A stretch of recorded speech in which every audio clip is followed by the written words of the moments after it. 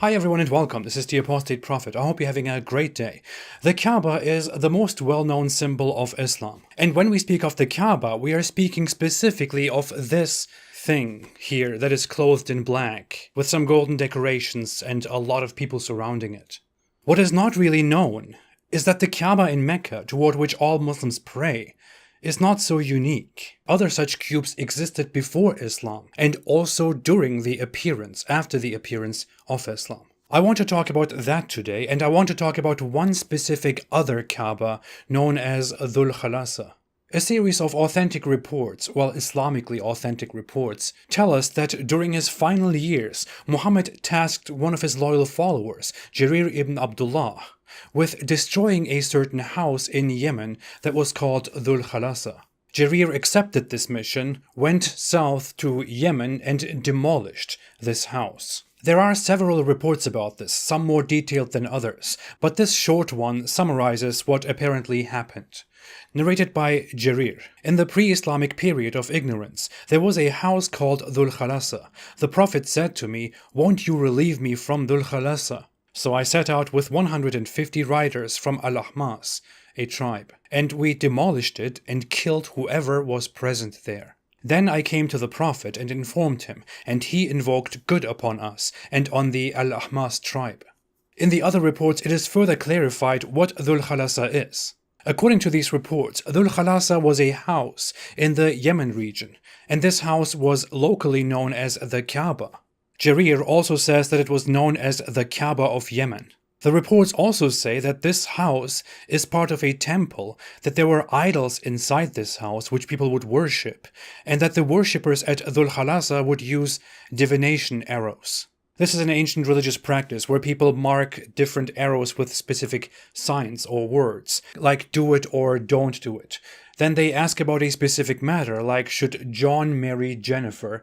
Then they shoot those arrows, and whichever arrow lands further away, that is the answer of the gods, or the god in place. If the arrow that says do it lands further away, then that means the gods, or the god, wants John to marry Jennifer. I know it sounds very dumb, but humans were not always very smart. The Kaaba in Yemen was reportedly held by one tribe, or by more tribes, which would gather here. The parallels between this Kaaba and the Islamic Kaaba are not hard to miss once we know more about the Islamic Kaaba. Prior to Islam, the Kaaba was a house at the center of Mecca. It was known as the Kaaba. According to Islamic reports, this house was also home to idols, which the pre-Islamic polytheists would worship. Muhammad reportedly destroyed these idols after he conquered Mecca.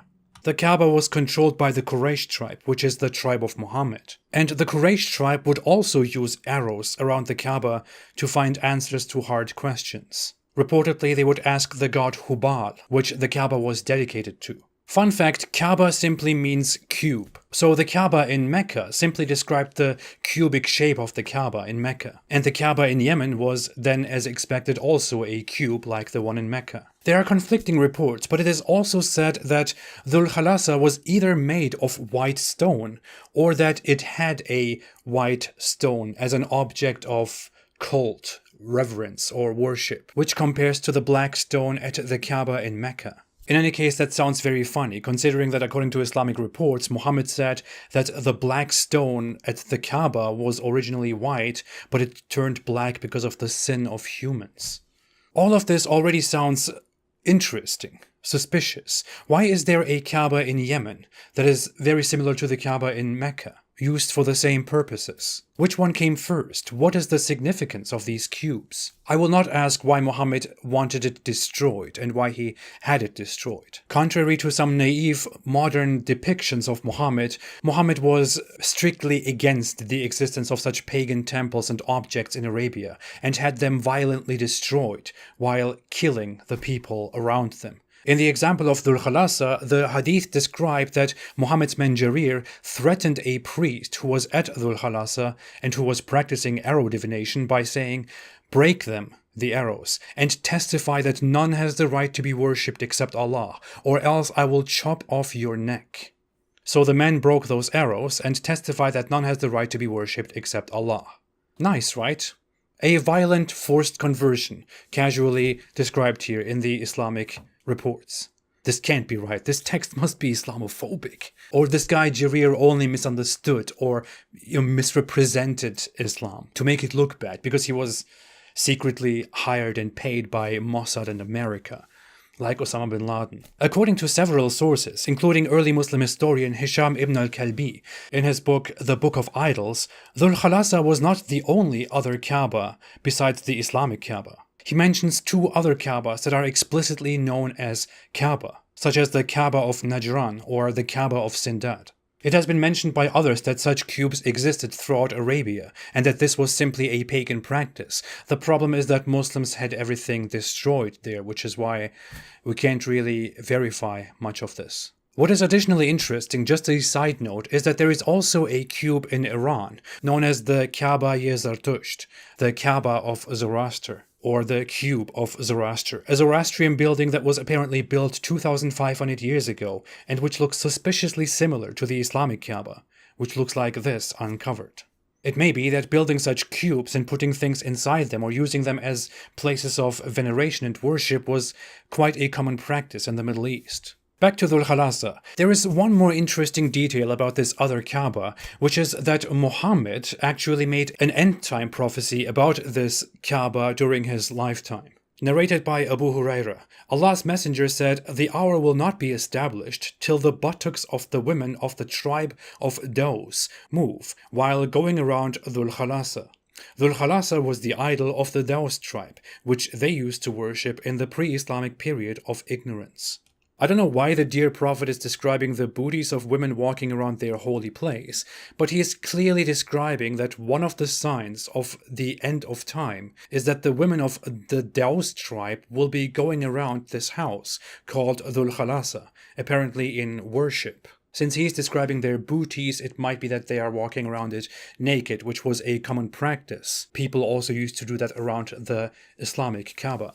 That is very funny, isn't it? Muhammad probably made this prophecy before he eventually violently destroyed the Dhul Khalasa. Ever since Muhammad's loyal follower Jarir went down there and violently destroyed Dhul Khalasa and killed all the people around it, for which Muhammad invoked blessings on Jarir and his soldiers, it is no longer possible that the women of the Daws tribe, a tribe which apparently doesn't even exist anymore, walk around Dhul Khalasa while shaking their booties.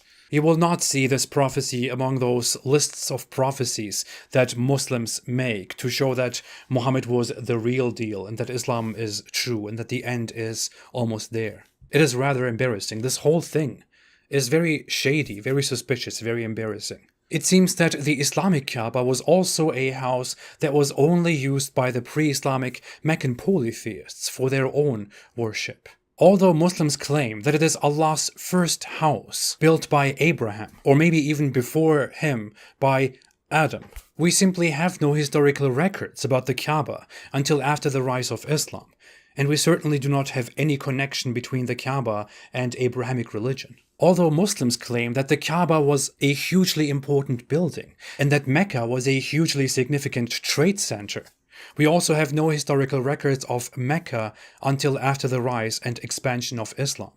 As it seems, the Kaaba was simply one of many pre-Islamic polytheistic buildings which people used for their own purposes, and Muhammad simply took over this building, adopted it, and made it a central part of his syncretic Islamic religion.